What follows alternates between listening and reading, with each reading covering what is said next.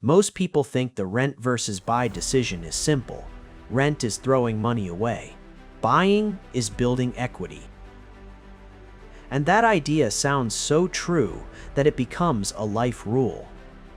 But it's incomplete, because the real comparison isn't rent payment versus mortgage payment. The real comparison is how much money disappears either way and what you gain in return. Here's what people forget. First, when you rent, your unrecoverable cost is obvious. It's the rent. You pay it, it's gone, you got housing for the month. Simple. When you buy, a big part of your monthly payment also disappears, just in a different form. Property taxes, maintenance, insurance, and the cost of tying up your down payment. These are costs you don't get back, even if your home price rises. That's why many rent versus buy frameworks compare the unrecoverable costs of owning to the unrecoverable costs of renting. A popular shortcut people use is the 5% rule, which says owning can cost roughly about 5% of the home's value per year in unrecoverable costs, things like maintenance, property taxes, and the opportunity cost of your down payment.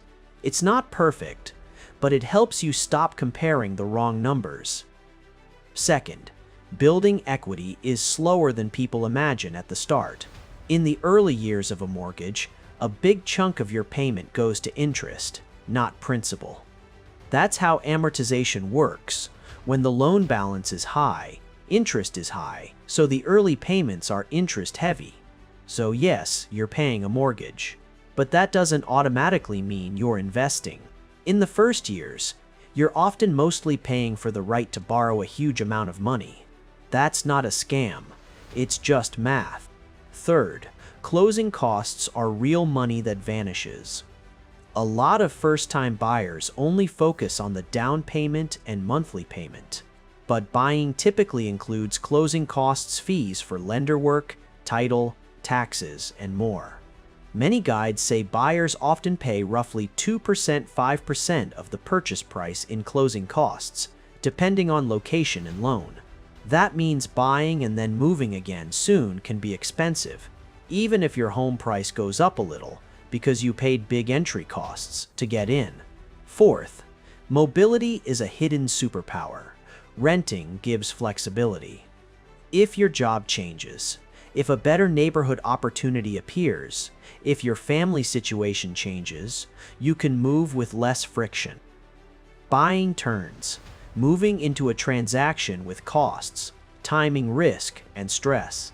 This is why many rent versus buy tools emphasize how long you'll stay as one of the biggest deciding factors. Fifth, opportunity cost is not just a finance word, it's real life. If you put a big down payment into a home, that money is no longer available for other things: emergency savings, a business, investing, education, or even simply peace of mind. You might still choose to buy, but that trade-off exists. Many rent versus buy calculators explicitly include opportunity cost because it can change the result a lot. Sixth, PMI is one of those invisible costs people forget. If you buy with a conventional loan and your down payment is less than 20%, you may be required to pay private mortgage insurance, PMI. The important thing people miss is PMI protects the lender, not you. So for some buyers, owning includes an extra monthly cost that renters don't pay. Now, here's the takeaway most people actually need.